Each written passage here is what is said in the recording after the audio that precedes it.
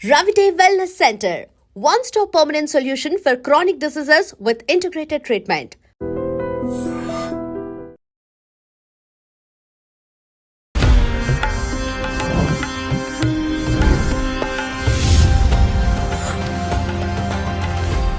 నమస్తే, welcome to I dream. నేను ఉదయశ్రీ. త్రివర్ణ గురుపీఠం హీలింగ్ కర్మ గైడింగ్ సోల్ వ్యవస్థాపకురాలు డాక్టర్ హరిత గోగినేని గారితో మనం ఉన్నాం, మాట్లాడదాం. నమస్తే మేడం. నమస్తే అమ్మా. మేడం, చాలా మంది మనుషుల్ని జడ్జ్ చేస్తూ ఉంటారు. First impression is best impression అని కొంతమంది చెప్తూ ఉంటారు. ఒకవేళ వాళ్ళకి ఫస్ట్ ఇంప్రెషన్లో కొంచెం నెగిటివ్ అనిపించింది అనుకో, ఇంకా వాళ్ళని అదే యాంగిల్లో చూస్తారు. అసలు మనుషుల్ని జడ్జ్ చేయొచ్చా? అంటే ఫస్ట్ ఇంప్రెషన్లో జడ్జ్ చేయడం అయితే కరెక్ట్ కాదు, 100% అయితే కరెక్ట్ కాదు. ఎందుకు అంటే మనం మరీ అంత అంత మేధస్సు అనేది మనిషికి ఉండదు. ఎవరికైనా కామన్గా ఒక మనిషిని చూడగానే జడ్జ్ చేసేంత మేధస్సు ఉండదు, అంటిల్ అన్లెస్ మీకు ఒక దివ్య దృష్టి ఉంటే తప్ప. ఒక సామాన్యులకి, మనం మనుషులకి శక్తులు లేని మనుషుల్ని సామాన్యులు అంటున్నా. ఫర్ ఎగ్జాంపుల్, నార్మల్ హ్యూమన్ బీయింగ్స్కి ఒక మనిషిని చూడగానే ఎట్లా జడ్జ్ చేస్తాం? అవి మన సెన్సెస్, ఒక వైబ్రేషన్ అనేది వస్తుంది. లేదా అతిగా థింక్ చేసే వాళ్ళకి అట్లాగా జడ్జ్ చేసేస్తారు. ఏ మనిషిని కూడా నువ్వు ఫస్ట్ టైంలో జడ్జ్ చేయడం అనేది అసలు wrong. And first of all ఎందుకు జడ్జ్ చేయాలి? నీ జర్నీ బట్టి కదా నువ్వు జడ్జ్ చేసుకోవాలి. సో ప్రతి వాళ్ళని చూడగానే మనం ఎప్పుడు జడ్జ్ చేయకూడదు. ఎందుకంటే సింపుల్ శ్రీ, నువ్వు నిజంగా మనం అంత గొప్ప జడ్జ్ చేసే వాళ్ళైతే, నువ్వు పుట్టి పెరిగిన వాళ్ళతో, తోబట్టులతో నీకు ఇష్యూస్ ఉంటాయి, ప్రేమించుకున్న వాళ్ళతో కొట్లాడుకుంటా ఉంటారు, పెళ్లి చేసుకున్న వాళ్ళు కొట్లాడుకుంటా ఉంటారు, తల్లిదండ్రులు పిల్లలు కొట్లాడుకుంటూ ఉంటారు. మరి కలిసి పుట్టి పెరిగే వాళ్ళకే ఇన్ని సమస్యలు ఉన్నప్పుడు బయట ఎవరినో చూసి ఎలా జడ్జ్ చేస్తారు? నాకు అర్థం కాదు. సో ఫస్ట్ ఆఫ్ ఆల్ ఒకళ్ళని చూడగానే అలా ఎగ్జంప్షన్స్ లోకి రావటం తప్పు. ప్రయాణం చేయాలి, ఒకవేళ అది ఫ్రెండ్షిప్ అయినా బిజినెస్ అయినా. చేసిన తర్వాత నీకు అప్పుడు తెలుస్తుంది, వాళ్ళ బిహేవియర్ బట్టి రిజల్ట్స్ వస్తుంది కదా, అప్పుడు అర్థం చేసుకోవాలి తప్ప ఒక్క కన్క్లూజన్తో ఎప్పుడు ఎవరితో జర్నీ చేయకూడదు. సో అలా అంటారు అంటే దట్ ఈస్ వాళ్ళ సైకలాజికల్ స్టేట్ ఆఫ్ మైండ్ అనమాట. సో అది అన్నిసార్లు కరెక్ట్ అవ్వదు, అన్నిసార్లు తప్పు అవ్వదు. సో ఇట్స్ జస్ట్ ఫీలింగ్స్, అట్లాంటివి వదిలేసేయాలి. ఎవరిని చూసినా ఒక మంచి హ్యూమన్ బీయింగ్ లా చూడండి. అన్టిల్ నువ్వు బ్యాడ్ ఎక్స్పీరియన్స్ అవ్వకుండా ఒకళ్ళు ఎందుకు జడ్జ్ చేయాలి? అంటే వాళ్ళకి మెంటాలిటీ ఇష్యూస్ ఉన్నాయి అంటున్నా నేను. ఒక మనిషిని చూడగానే జడ్జ్ చేస్తున్నారంటే వాళ్ళకి ప్రాబ్లమ్స్ ఉన్నాయని అర్థం సైకలాజికల్ గా. ఇంకా కొంతమంది ఎలాంటి సజెషన్స్ ఇస్తారంటే, కీడించి మేలించాలి, ఫస్ట్ ఎవరితోనైనా కానీ నువ్వు పరిచయం పెంచుకొని ఇంకా ముందుకు వెళ్ళాలి, ట్రావెల్ చేయాలి అని అంటే వాళ్ళు ఎవరిలోనైనా సరే కీడించి మేలించమంటారు. అట్లా కీడించుకుంటూ పోతే మన లైఫ్లో ఎవరు ఉండరేమో కదా అనిపిస్తుంది నాకేమో. అంటే నీకు మంచి రిలేషన్, చెడు రిలేషన్స్ నీ కర్మానుసారం వస్తాయి. వాటి నుంచి నువ్వు తప్పించుకోలేవు. ఫస్ట్ ఆఫ్ ఆల్ ఎంత మేధావైనా సరే ఒకళ్ళు నువ్వు ఎంచుకున్నా కూడా, వాళ్ళకి ఎంత మేధాశక్తి ఉన్నా కూడా, ఫైండ్ అవుట్ చేసినా కూడా తప్పించుకోలేరు కర్మ నుంచి. సో కీడెంచి మేలించు అనేది ఏంటి అంటే బేసికల్ గా పనుల్లో ఉంటుంది, మనుషుల్లో కాదు. అది బేసికల్ గా కీడెంచి మేలించాలనేది it is related to the work. అంటే మనం చేసే పనులకి సంబంధించింది కీడెంచి మేలించాలి అన్నప్పుడు. అంటే ఏదైనా పని చేసేటప్పుడు దానికి ప్రోన్స్ ఏంటి, కాన్స్ ఏంటి అనేది చూసుకోవాలి. నువ్వు ఒక వ్యాపారం పెట్టాలనుకుంటున్నావు, ఫర్ ఎగ్జాంపుల్ చెప్తున్నా శ్రీ, నువ్వు ఒక వ్యాపారం పెట్టాలనుకుంటున్నావు, మణికొండలో నువ్వు రెస్టారెంట్ పెట్టాలనుకుంటున్నావు ఫర్ ఎగ్జాంపుల్. ఇక్కడ కీడించి మేలించాలి అన్నప్పుడు ఏంటి అంటే అర్థం, నువ్వు రెస్టారెంట్ పెడితే నేను సక్సెస్ అయిపోతాను అనేది మేలు, దట్ ఈస్ గుడ్ థింకింగ్. కానీ ఈ ఏరియాలో పెడితే మనకి వర్కౌట్ అయిద్దా లేదా, ఈ ఏరియాలో ఎలాంటి కైండ్ ఆఫ్ ఫుడ్ పెట్టాలి, నువ్వు ఓపెన్ చేస్తే మనుషులు వస్తారా లేదా, ఇది కీడు అనమాట. అంటే కీడించి మేలించాలి. గుడ్ ఎలాగో గుడ్డే జరుగుతుంది, కానీ అక్కడ ఉండే నెగిటివిటీస్ అంటే కాన్స్ ఏంటి అనేది చూసుకోవాలి అనేది కీడించి మేలించాలని చెప్పి పనుల విషయంలో చెప్పారు తప్ప మనుషుల విషయంలో అసలు చెప్పలేదు నా నాలెడ్జ్ ప్రకారం అయితే. అండ్ రెండోది, ఒకవేళ ఎలాంటి విషయాలు నువ్వు చెప్పొచ్చు, నీకు ఒకళ్ళు పరిచయం అయ్యారు, వాళ్ళకి ఒకవేళ ఏదన్నా బ్యాడ్ బ్యాక్గ్రౌండ్ ఉంది అనుకుందాం, వాళ్ళ మీద ఏదో కేసులు ఉన్నాయి లేదంటే ఏదన్నా ఉంది అనుకో, అప్పుడు నువ్వు కొంచెం జాగ్రత్త పడటంలో తప్పు లేదు. అంతే తప్ప మనిషి కనపడగానే ఎట్లా జడ్జ్ చేస్తారు? ప్రతి సోలు లో మంచి ఉంటది, చెడు ఉంటది. కొన్ని సోల్స్ అచ్చంగా మంచిగా ఉండొచ్చు, కొన్ని సోల్స్ అచ్చంగా చెడే ఉండొచ్చు. అది వెంటనే గమనిస్తాం, ఎవరి తరం కాదు. ప్రాణం చేస్తేనే తెలుస్తుంది. కాబట్టి చూడండి, అబ్జర్వ్ చేయడం తప్పులేదు శ్రీ. అబ్జర్వ్ చేసి అర్థం చేసుకోవాలి. ఏదో అంటే కలవగానే అన్ని ఇచ్చేసుకొని అన్ని పుచ్చేసుకోకుండా సమయం తీసుకోమంటున్నా, అంతే తప్ప first impression is the best impression అంటే లుక్ వైజ్ గా, not the character wise. Nobody can judge you at the first sight. It takes so much time, maybe days, years. So ఒక మనిషిని జడ్జ్ చేసే capacity ఉంటే ఎందుకు ఇన్ని గొడవలు, ఇన్ని కేసులు, ఇన్ని చట్టాలు, ఇన్ని police stations? No, that is foolishness. Okay. ఇందాక మీరు సెన్స్ గురించి మాట్లాడారు కదా! కొంతమందికి చాలా మందికి ఇప్పటికి కూడా చాలా మంది కొంచెం పెద్దవాళ్ళు ఎట్లా ట్రస్ట్ చేస్తారంటే వాళ్ళు సూపర్‌స్టిషన్స్ అంటారా? ఏమంటారో నాకు తెలీదు కానీ, కాలు దురద పెడుతోంది అనంటే ఎవరో వస్తున్నారని, ఇంకేదైనా కన్ను కొట్టుకుంటుంది అనంటే గొడవలు జరుగుతాయని, కొంతమంది నమ్మేవాళ్ళు ఉన్నారు. అండ్ అలా జరిగి అలా వాళ్ళకయినప్పుడు నిజంగానే అలాంటి ఇన్సిడెంట్ జరగడం కూడా నేను చూసాననమాట కొంతమందిని. సో, ఇవన్నీ నమ్మొచ్చా? లేకపోతే ఇవి సూపర్‌స్టిషన్స్ అంటారా? ఇవి దీంట్లో కొన్ని యాదృచ్ఛికంగా జరుగుతాయి శ్రీ. హ్మ్. అంటే వాళ్ళు 10 సార్లు చెప్తే 2 సార్లైనా జరుగుతాయి అనుకుంటారు మనోళ్ళు. హ్మ్. అవ్వని 8 సార్లు ఎవరు పట్టించుకోరు. ఎందుకంటే సెల్ఫ్ సాటిస్ఫాక్షన్. వాళ్ళకి ఆత్మ సంతృప్తి ఏంటంటే నేను అనుకున్నది 10లో ఒక్కసారి జరిగినా జరిగింది అనే తృప్తితో ప్రూవ్ చేసుకోవాలనుకుంటారు. హ్మ్. అలాంటివి ఏముండవు. శరీరంలో జరిగే మార్పులకి నీలో ఉన్న హార్మోన్స్, నీకున్న బలహీనత ఆరు బలాలు బట్టి శరీరంలో మార్పులు జరుగుతాయి అన్నమాట. హ్మ్. అంటే నేచర్ నుంచి వచ్చే మార్పులు కొన్ని జరుగుతాయి. శరీరంలోంచి వచ్చే మార్పులు జరుగుతాయి. ఫర్ ఎగ్జాంపుల్ ఇప్పుడు చలికాలం. నీ చర్మం బిగుసుకుపోయి నీకేదో కొంచెం డ్రై స్కిన్ వల్ల ఇచ్చినెస్ వస్తే దానికి వేరే రిలేషన్ పెట్టుకోవాల్సిన అవసరం లేదు. నువ్వు మాయిశ్చరైజర్ క్రీమ్ పెట్టుకుంటే అయిపోతది. హ్మ్. సో, కన్ను అదురుతం అనేది అది వీక్‌నెస్‌కి కొన్నిటికి మనకి విటమిన్స్‌కి సంబంధించింది. It is not necessarily to the nature. నేచర్‌కి సంబంధం ఉండదు. హ్మ్. సో, బాడీలో జరిగే మార్పులకి, నేచర్‌కి లేదా ఈ ఇష్యూస్‌కి రిలేట్ పెట్టుకోకపోతే మంచిది అని నా ఉద్దేశం. ఓకే. ఇవన్నీ కూడా సైకలాజికల్ ఇష్యూస్ అంటున్నా నేను. ఓకే.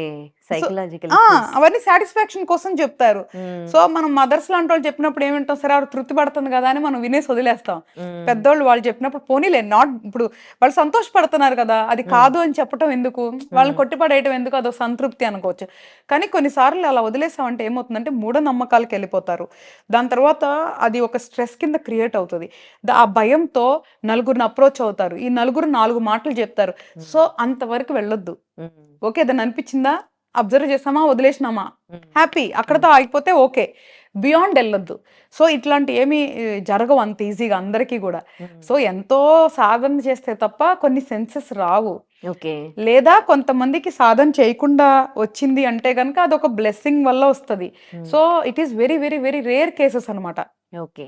ఈ పాజిటివ్ ఆరా, నెగెటివ్ ఆరా అని కూడా అంటారు కదా! కొంతమందిని చూస్తే చాలా పాజిటివ్ కలుగుతుంది. పాజిటివ్ ఫీల్ కలుగుతుంది. కొంతమందిని చూస్తే ఎప్పుడు వాళ్ళతో కొంచెం మాట్లాడినా కొద్దిసేపటికి డిస్టర్బ్ అవుతాం. నిజంగా ఉంటాయా ఇవి పాజిటివ్ ఆరా, నెగెటివ్ ఆరా అనేది? ఉంటాయి. హ్మ్. ఆ 2 ఉంటాయి. ఎందుకంటే ఆరా ఈస్ ట్రూ. మన దగ్గర ఉండే ఆరా ట్రూ. పాజిటివ్ ఆరా, నెగెటివ్ ఆరా ఎట్లా వస్తదంటే ఫస్ట్ స్టెప్ మన థింకింగ్ ప్రాసెస్ బట్టి వస్తది. నంబర్ 1 అంటే వెరీ నార్మల్ పీపుల్ దగ్గర నుంచి చెప్తున్నా. స్పిరిచువల్ డివోషనల్ వాళ్ళకి కొంచెం ఎక్కువ వస్తది. బికాస్ ఆఫ్ ద ప్రాక్టీస్ కానీ ఎనర్జీస్ వస్తాయి కాబట్టి. హ్మ్. మామూలుగా జనరిక్‌గా చూసుకున్నప్పుడు మన థాట్ ప్రాసెస్ బట్టి మన ఆరా ఉంటది. లెగిసిన ఓకే. దగ్గర నుంచి ఆ! లెగిసిన దగ్గర నుంచి ఎవరో ఒకళ్ళని తిట్టుకుంటూ, ఏదో ఒకటి ఆలోచిస్తూ, ఏదో ఒకటి ఏడ్చుకుంటూ, ఏదో ఒకటి బాధపడుతున్నప్పుడు నీ ఆరా అంతా కూడా చాలా నెగెటివ్‌గా ఉంటది. ఓకే. అదే లెగిసినప్పటి నుంచి నీ థాట్ ప్రాసెస్ చాలా బ్రైట్‌గా ఉండి, నువ్వు అది చేయాలి, ఇది చేయాలి అనుకోని, నువ్వు మంచి పాజిటివ్ థాట్ ప్రాసెస్‌తో ఉండి, ఒక లవబుల్ హ్యూమన్ బీయింగ్ అన్నప్పుడు నీ ఆరా న్యాచురల్‌గా బావుంటది. అసలు నువ్వేం చేయకపోయినా పర్వాలేదు. హ్మ్. సీ మన thought process everything runs from here. ఇక్కడే ప్రతి ఒక్కటి నడుస్తది. ఈ ఇక్కడ నడిచేది ఏదైతే ఉందో దాన్ని మనం కంట్రోల్ పెట్టుకొని, ఒక పద్ధతిలో రిఫైన్ చేసుకొని, బయటికి ఎగ్జిక్యూషన్ చేసినప్పుడు లైఫ్ చాలా బెటర్‌గా ఉంటదనమాట. సో, కాబట్టి మన థాట్ ప్రాసెస్ బట్టి కూడా మన ఆరా ఉంటది. హ్మ్. ఇది నంబర్ 1. నంబర్ 2 వచ్చేసరికి డివోషనల్‌గా మంచిగా పూజలవి చేసుకొని, మన పరిసరాలంతా శుభ్రంగా ఉంచుకుంటున్నప్పుడు హ్యాపీనెస్‌తో ఇంకొంచెం ఆరా పెరుగుతది. హ్మ్. థర్డ్ థింగ్ స్పిరిచువల్‌గా మంత్ర సాధన చేసినప్పుడు, మెడిటేషన్ చేసినప్పుడు ఇంకా నీ ఆరా స్ప్రెడ్ అవుతది ఇంకా బిగ్‌గా. ఓకే. సో, ఆటోమేటిక్‌గా వాళ్ళ మొఖంలో ఒక ఛాయ రావటం, ఒక గ్లోనెస్ రావటం, ఐస్ బ్రైట్‌గా ఉండటం. సో, వాళ్ళని చూడగానే మనకి మంచి ఫీలింగ్ కలగటం. ఇవన్నీ నెక్స్ట్ స్టేజ్‌కెళ్ళినప్పుడు జరుగుతాయనమాట. అమ్మ రీసెంట్ డేస్ చూస్తే పిల్లల్లో క్రమశిక్షణ తగ్గిపోతుంది అనిపిస్తుంది. అందరిని అనట్లేదు. కొంచెం మాత్రం అది తగ్గుతోంది. వాళ్ళకి విచ్చలవిడితనము, పైశాచిక ఆనందం ఎక్కువైపోతోంది. రాజేంద్ర నగర్‌లో రీసెంట్‌గా ఒక వీడియో వైరల్ అయిందనమాట. హార్స్ పైన ఒక అబ్బాయి ఎళ్తూ ఉన్నాడు. ఆ చుట్టుపక్కల ఒక 4 టూ వీలర్స్ ఉన్నాయి. రోడ్డు మీద వాళ్ళు గూడా వెళ్తూ ఉన్నారు. నంబర్ ప్లేట్స్ లేవు వాటికి. వాళ్ళు ఆ గుర్రాన్ని హింసిస్తూ ఒక ఆనందపడిపోతూ ఉన్నారనమాట. ఒక మూగజీవిని కొడుతూ, ఒక మూగజీవిని హింసిస్తూ వీళ్ళకి ఏం ఆనందం దొరుకుతోంది? ఎందుకు ఈ లక్షణాలు డెవలప్ అవుతూ ఉన్నాయి? ఇది ఎట్లా కంట్రోల్ అయ్యేది? యాక్చువల్‌గా ఇప్పుడు ఉన్న జనరేషన్‌లో కొన్ని మనం క్రమశిక్షణ తప్పితుంది అన్న మాట వాస్తవం గానీ, అలానే పూర్తి స్థాయి అని చెప్పలేము, ఎందుకంటే మంచి చెడులు అనేది భూమి పుట్టినప్పటి నుంచి ఉన్నాయి శ్రీ. అవును. సోషల్ మీడియా అప్పుడు లేదు కాబట్టి అవేర్నెస్ అనేది లేకపోయి ఉండొచ్చు, అంతే తప్ప మనుషుల్లో మృగాలు అనేది మొదటి నుంచి ఉన్నారు, మంచి చెడులు అనేది ఎప్పటి నుంచో ఉన్నాయి. ఇప్పుడు ఏంటంటే సోషల్ మీడియా అవేర్నెస్ అయిపోయి ప్రతి ఒక్కటి వీడియోలు తీసి పెడతా ఉన్నారు. ఇప్పుడు కూడా మంచి పనులు చేసే కుర్రాళ్ళు లేదంటే యంగ్ జనరేషన్ వాళ్ళు చాలా మంది ఉన్నారు. అంటే బ్లడ్ డొనేషన్ పని క్యాంపింగ్స్ చేస్తూ ఉంటారు, ఫుడ్ డొనేషన్ చేస్తున్నారు, డెవోషనల్గా వెళ్తున్నారు, కర్మ సిద్ధాంతాన్ని నమ్ముతున్నారు. ఇట్లా ఉండే జనరేషన్ కూడా ఉన్నారు. ఇప్పుడున్న జనరేషన్ ఈజ్ ఎవ్రీవేర్, ఇప్పుడున్న జనరేషన్ అంతా ఎవ్రీవేర్. కాకపోతే క్రమశిక్షణ ఎక్కడ తగ్గింది అంటే, ఇప్పుడు ఏమైంది అంటే జనరేషన్ కొంచెం బ్యాక్ వెళ్తే ఉమెన్ వర్కింగ్ అనేది పర్సంటేజ్ పెరిగిపోయింది. అంటే ఒక హౌస్ హోల్డ్ గనక వాళ్ళు అనుకున్న స్థాయిలో హ్యాపీగా ఉండాలంటే ఇద్దరు సంపాదించాలి అని సంపాదన శక్తి కోసం ఇద్దరు పనిచేయటం మొదలు పెట్టారు. అప్పుడు పిల్లల్ని ఎవరు చూసుకుంటున్నారు? ఏదర్ కేర్ టేకర్స్ కానీ వాళ్ళ ఇంట్లో పేరెంట్స్ కానీ ఇట్లా చూసుకుంటారు. చూసుకున్నప్పుడు ఏం చేస్తారు? వాళ్ళ ఒక ప్యాంపరింగ్ గారాభమైన ఎన్విరాన్మెంట్కి వెళ్ళిపోతున్నారు. లేదా కొంతమంది ఇంట్లో ఉండే పేరెంట్స్ కూడా వాళ్ళు సోషల్ మీడియాకి అలవాటు అయిపోయి పిల్లలకి కూడా ఒక ఫోన్ ఇచ్చేసేసి వీళ్ళు ఎంజాయ్ చేస్తున్నారు, వాళ్ళని చిన్నప్పటి నుంచే గ్యాడ్జెట్స్ వరల్డ్కి అలవాటు చేస్తున్నారు. సో ఇక్కడ హ్యుమానిటీ తగ్గిపోతుంది. అది జనరేషన్ ఇప్పుడు జనరేషన్ అలా చూస్తున్నాం అంటే దాని బిఫోర్ జనరేషన్ కూడా అలాగే ఉండుంటేనే ఇప్పుడున్న జనరేషన్ అలా చూడగలుగుతావు. దాని బిఫోర్ 2 జనరేషన్స్ ఉండాలి. లేదు అంటే సడన్ గా ఇప్పుడు ఎక్కడి నుంచో పుట్టుకు రారు నాన్న. వీళ్ళంతా అశ్రద్ధ చేయబడి ఉన్నారు. తల్లిదండ్రులు ఆ కంట్రోల్లో డిసిప్లిన్ లో పెరగకుండా అశ్రద్ధ చేయబడి ఉన్నారు. ఈ తల్లిదండ్రులు వాళ్ళ జీవితాలు చూసుకోవటం కానీ లేదా వాళ్ళు సంతోషంగా ఉండటానికి వీళ్ళని మెకానికల్ వరల్డ్ లో పడేయటం వల్ల వాళ్ళు గ్యాడ్జెట్స్కి అలవాటు అయిపోయి సోషల్ మీడియాకి అలవాటు అయిపోయి మేబీ కొంత మానవత్వత అనేది తగ్గి కొంచెం ఇట్లాంటి ఆకతాయిగా వెళ్ళుండొచ్చు. వాళ్ళు అన్నట్లు వాళ్ళు సీరియస్గా చేసి ఉండొచ్చు, ఆకతాయిగా చేసి ఉండొచ్చు, లేదు అంటే ఇట్ ఈస్ ఎనీథింగ్ అయి ఉండొచ్చు. కానీ వీడియోలో కనిపించేది వేరుండొచ్చు, అక్కడ రియల్గా జరిగింది వేరుండొచ్చు. ఇవన్నీ ఎట్లా అయిపోయిందంటే ప్రతి ఒక్కటి వీడియోలు పెట్టేయటం, అది అందరూ చూడటం, దాని గురించి మాట్లాడుకోవటం. అసలు ఎటు వెళ్తుంది మన జనరేషన్? ఈవెన్ ప్రతి ఒక్కరి జీవితం ఎటు వెళ్తుంది అంటే నేనేమంటానంటే ఆ వీడియోలన్నీ చూస్తానికి అంత ఖాళీగా ఉంటున్నారా, ఆ వీడియోలంతా పెడతానికి ఖాళీగా ఉంటున్నారా, అసలు ఏం చేస్తున్నాం అనేది మనం ప్రశ్నించుకోవాలి. ఈ సోషల్ మీడియా అనేది తగ్గితేనే సైబర్ క్రైమ్స్ అనేది తగ్గుతుంది. ఇప్పుడున్న జనరేషన్లో మంచి ఉంది, చెడు ఉంది, లైక్ ఎనీ జనరేషన్. సో నేను బ్లేమ్ చేయను కానీ బట్ వాళ్ళలో ఏదైనా లోపం ఉందంటే అది తల్లిదండ్రుల కారణం. నా దగ్గరికి కూడా చాలా కేసెస్ వస్తాయి శ్రీ. వాళ్ళ పిల్లల మాట వింటలేదు, ఫోన్లో ఉంటున్నారంటే ఫోన్ ఎవరు ఇచ్చారు? వాళ్ళు కొనుక్కున్నారా ఏమన్నా సంపాదించి? నువ్వే కదా. అన్నం తినడానికి నువ్వు ఫోన్ ఇవ్వాలి, నీకు ఓపిక లేదు. ఇంకో పని చేయాలంటే ఫోన్ ఇవ్వాలి, వాడు మాట వినాలంటే ఫోన్ ఇవ్వాలి, వాడు ఏడవకూడదంటే ఫోన్ ఇవ్వాలి. అన్ని అలవాటు చేసి ఇప్పుడు ఏడిస్తే వాడు చదవట్లేదు ఫోన్లో ఉన్నాడంటే నువ్వే కదా వాడిని అలాంటి మెకానికల్ వరల్డ్లో వాళ్ళని ఎడిక్ట్ చేసింది తల్లిదండ్రులు కదా. సో తల్లిదండ్రుల పెంపక లోపం వల్లే ఒకళ్ళు ఈ జనరేషన్లో ఏదన్నా లోపం ఉంటే అంతే తప్ప ఇప్పుడున్న జనరేషన్ నేను అన్ను. ఇప్పుడున్న జనరేషన్లో మేధావులు ఉన్నారు, ఎంతో గొప్ప గొప్ప విద్యలు ఉన్నాయి, అవి మిస్యూజ్ చేయబడుతున్నాయి ప్రాపర్ గైడెన్స్ లేక. సో కాబట్టి ఇప్పుడున్న జనరేషన్స్లో ఉన్న ఆణిముత్యాలని మనం ప్రాపర్గా ట్రైనింగ్ చేసుకుంటే చాలా అద్భుతమైన జనరేషన్ వస్తుంది next. Okay.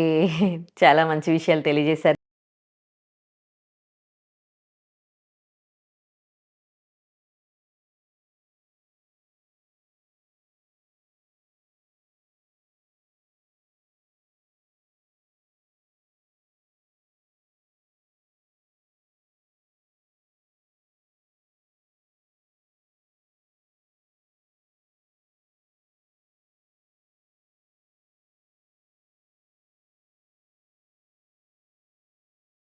And for more videos, Please subscribe to iDream. Please subscribe to iDream. Please subscribe iDream. And please subscribe to iDream.